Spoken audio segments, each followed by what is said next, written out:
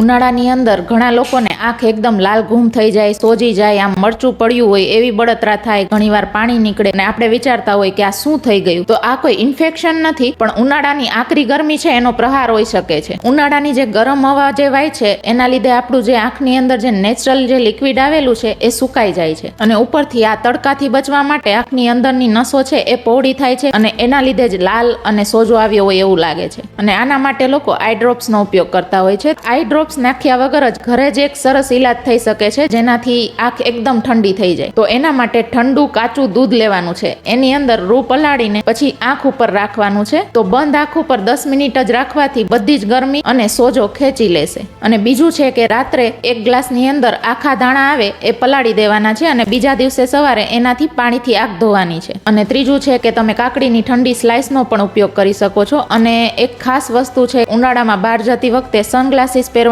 નહીં ભૂલવાનું. અને આ માહિતી એવા વ્યક્તિઓને શેર કરો જેની આંખ ઉનાળામાં એકદમ લાલ થઈ જતી હોય.